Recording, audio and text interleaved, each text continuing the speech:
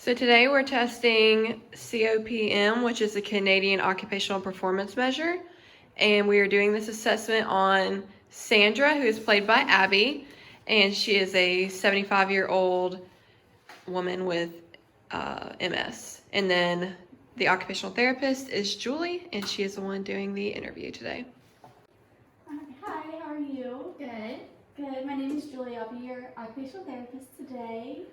Let's see. What's your name again? Sandra. Sandra. Okay. Just wanted to make sure. Is that a Cantrell? Yes. Is that how you pronounce it? Okay. Mm-hmm. All right. So your name here is Sandra Cantrell. So that's correct. And your age is 75 years old? Yes. Okay. Just making sure we have everything in order. So first, do you know what occupational therapy is? Not really. Okay, no problem. That's kind of common. So occupational therapy, we're really just addressing your everyday life and what's most meaningful and important to you, whether it be a want or a need. And so that's what we're kind of looking at today with our Canadian Occupational Performance Measure. I'm just going to go over some questions with you, really just so it'll be a conversation, an interview, just to kind of see your daily routine, okay? How you're doing with it. All right. First, just tell me your daily routine that you do. Well, I wake up and I take a bath. Sometimes I have trouble getting out of the bathtub, but then I get dressed. I don't wear any makeup. I put my hair on top of my head. And then, what else do you need to know? Really anything of your daily routine, your brushing of teeth, how you get anywhere from, you go like to your grocery shopping or anything like that? Yeah, I brush my teeth, get dressed. My daughter has to drive me. I can't drive anymore. Sometimes I have my groceries delivered because I can't drive anymore. Okay, that's good. Any trouble with eating or anything like that, or No, everything else runs pretty smoothly? I think so. Okay, so maybe it's kind of your daughter will drive you and have some issues getting in and out of the tub. Your hair that you wear in a bun, is that how you like to wear it? Do you have any issues putting it up? No, I think that's okay for now. Okay. Okay, so what about, are you retired? Are you still working? I did have to retire early because of my MS. And what did you do? I was a school teacher. Okay, so you do any kind of volunteering now or anything else? No, I do wish I could sub a little bit, but I can't because of my MS. You just get extremely tired. Yes. All right, and how about your everyday maintenance of your house? So cooking, cleaning, any trouble? It's a little difficult. I have to take a lot of breaks. Sometimes my daughter will clean my house for me. Cooking is hard because I can't really lift the pots. And They're heavy. yeah, I'm scared I'm going to spill, hot things on me. So it kind of became a safety issue? Okay. Okay, anything in particular cleaning that gets you too fatigued to do? Or is it just in general? I think vacuuming is pretty hard for me, and I live in a 2-story house, so it's hard to, carry the vacuum upstairs, just going up and down, carrying the laundry. Is your laundry washer and dryer downstairs on a different level? Okay.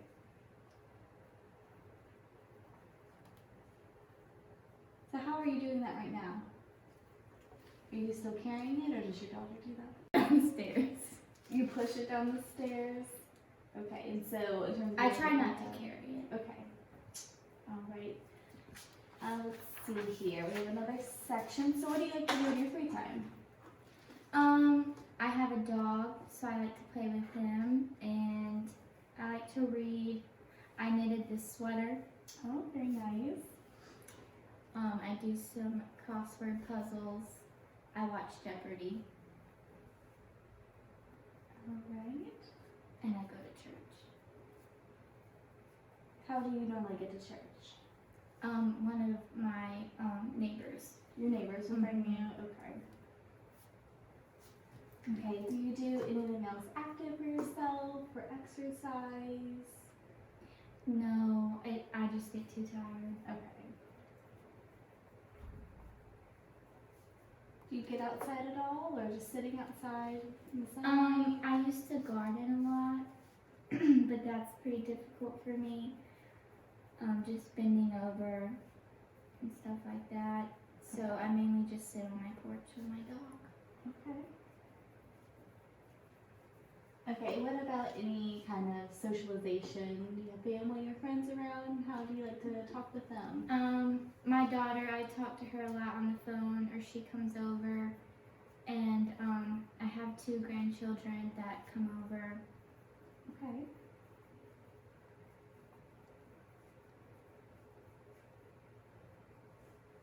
Okay, so mostly on the phone, and then your grandchildren will come visit. Mm-hmm. How do you get interact at church at all, or any other socialization? Yeah, I go to church, and then sometimes I visit with my neighbors. Visiting neighbors too. Mhm. Okay.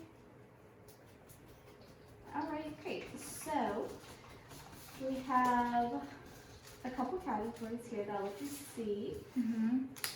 So we'll go ahead and we're going to rate the importance of those activities for you. Okay, so you can see there's a scale of 1 to 10.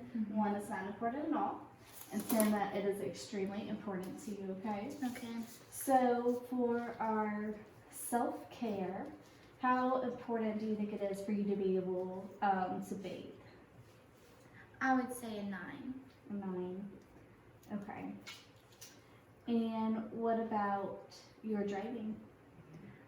Oh, I would say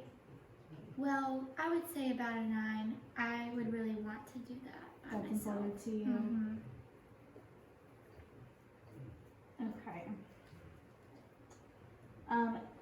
So here, do you have any issues with being retired early or wanting to substitute? What's that kind of? I do want to be able to substitute. So what would you rate it? Maybe a 7. Okay. And how about getting your house clean? I would say more of a 6.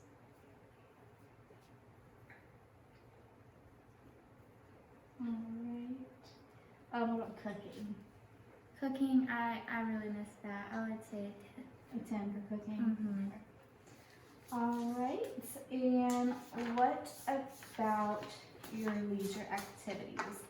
So what about being able to still continue knitting? I would say a 9. Okay. And going to church? I'm a 10. Okay. And was it important for you to be able to exercise? No, 1. No? Okay. How about gardening? Yeah, I would say 5. A 5 for gardening? Mm-hmm. Okay. And what about being able to talk to your grandchildren or your sister on the phone? I would say a 9. What is that? Please disregard our therapy dog. He's still in training.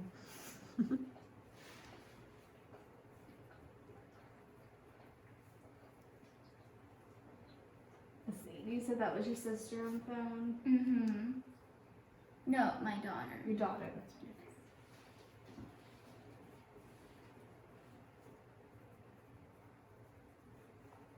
Okay. So let's see. Out of all of these, your top 5 that are most important to you. Let's see. It looks like cooking is 1. Would you agree? Mm-hmm. I'm ready to add as a 10. Going to church, or let's say we'll say driving. Okay. Yeah, driving is very important to me. Driving is important to you. Mhm. Okay, and let's see.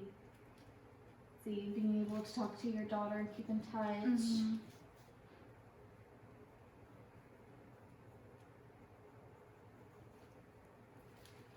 All right, and let's see what else we have here. Bathing, very Mhm. important to you. And it seems like being able to knit. Okay. So I have cooking, driving, you're socializing, bathing, and knitting. How does that Okay. sound? Does that sound like those are the most important to you? Yes. That you would like to work on in occupational therapy? Mm-hmm. Okay. So from these, I'm going to give you two more. So it's the same kind of scale of 1, not able to do it, or 10, you can do that extremely well, of how you Okay. feel about those, your performance in each of those activities. So for cooking, what would you rate your performance? Well, maybe a 6. I can still do some things. I'm just afraid. You're afraid to. Mhm. Okay. What about driving? Oh, driving, I think 1. A 1. Mm-hmm. And how about being able to socialize with your family members? Well, I think an 8. 8. Okay. Bathing? I think a 4 because I have fallen a couple times. And knitting. I would also say a 4. It's just very hard for me. All right. And our last thing here, another scale. 1 is you're not satisfied, and 10 is you're extremely satisfied with how you are performing these activities. Okay. Mm-hmm. So cooking, you rate your performance as 6. So how is your satisfaction with that? I would say a 3. I want to be able to do that better. Okay. And your driving, you rated that a 1 in your performance. Oh, that would be a 1. I'm not satisfied. Not with that. satisfied. And you're socializing with your grandchildren and family. You rated that a 8 on your performance. I would say about a 9. I'm pretty satisfied. You're pretty confident with that one. Okay. And how about your bathing? You rated that a 4. I would say about a 4. 4. Okay. And your last one, knitting. You rated that a 4 as well. How important is that to you? How satisfied are you with that? Probably a 5. A 5. Mm-hmm. All right, looks like we have our scores here. Thank you for your time today. We'll reassess this when we can make our goals for Okay. therapy. We can start our plan soon, okay? Okay. All right. So now after 12 weeks of treatments and iterations, we are reassessing Miss Sandra to see how much her satisfaction and overall performance has improved. And then we will reassess. Miss Sandra. So back on that first day, you remember we did that interview with you, and that's what we've been working on these past couple weeks. Mm-hmm. So today we're gonna kind of readdress that, and we're gonna see how your performance and satisfaction is compared to that first day. Okay? Okay. All right. So we have our same scales here. So your performance, Mm-hmm. again, 1 not being able to do it at all, and 10 being able to do it extremely well. Okay, so for cooking, what would you rate your performance now? I think I will rate it an 8. Okay. I feel like I've improved a lot. I'm not as afraid. Not as afraid. Mhm. Good. Okay. Great. How about your driving? You know, that was our big issue. I think with the adaptations we've made, I would say about a 3. Okay, a little bit better. Good. Mhm. All right. And how about being able to socialize with your family? I think I improved to about a 9 or a 10. I'm not as tired anymore, so instead of them coming to me, I can, go visit them and my neighbors more. Okay, you feel a little bit more up to socializing with them now. Good. Okay, how about your bathing? I say an 8. We added the rails and the grip stuff, and I feel a little bit safer. Okay. Mm-hmm. And lastly, how about your knitting? What was it before? What do you rate it now? Well, what was it before? A 4. Okay. I would say. Feel like it's about the same, or it's gotten better, or worse? I think a 7. You Mm-hmm. think a 7. It's gotten better. All right. So now for your satisfaction with these, Mhm. again, we have our scale: 1, not satisfied at all with how you're performing, or 10, you're extremely satisfied. Okay. Okay. So cooking, what would you like to rate that? I would say a 9. I'm satisfied. Mhm. Okay. And your driving? I would say about a 5. I understand that one wasn't gonna have much improvement, and I'm happy with where I am. With where you're at. Okay. How about your socializing with your family? I'm a 10. And your bathing? I would say a 10. A 10. Great. Mhm. And how about your knitting? I would say a 9. A 9. All right, wonderful. We will tally up these scores and we'll figure out where to go from here with our intervention, okay? Okay. All right. The Canadian Occupational Performance Measure should take approximately 20 to 40 minutes to administer.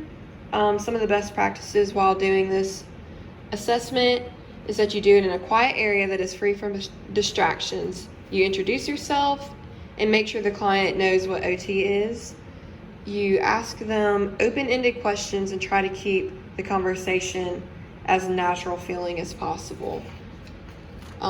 You use active listening techniques. You just reinstate what they're saying and clarify make any clarifications that you need to. You try to prompt the client to explore further if the answers aren't thorough enough. And if the client does not identify something as a problem, but the therapist thinks it is not discussed further at this time. This test addresses the client's perspective of how they feel about everything that they do. And if the therapist has concerns, they can pursue that later during the therapeutic process versus bringing that up in the interview. So when we did the reassessment, we asked about the same 5 items that she listed as her intervention goals, which were cooking, driving, socializing, bathing, and knitting. And what you do to score that is you take the total performance or satisfaction of the scores and you divide it by the number of problems. So we did that for the first assessment, and then we did it again with the reassessment, and we got our totals here. And then to get the change in performance and the change in satisfaction, you take the performance score, the second performance score, and you subtract the first performance score from it. So we got a total of 2.4. And then the change in satisfaction, you take the second one again and you subtract it by the first one, and we got a change of 4.2. And what that means, any change of more than 2 is considered clinically significant. So she obviously made great improvements during her therapy and all the interventions that Julie was able to do with her.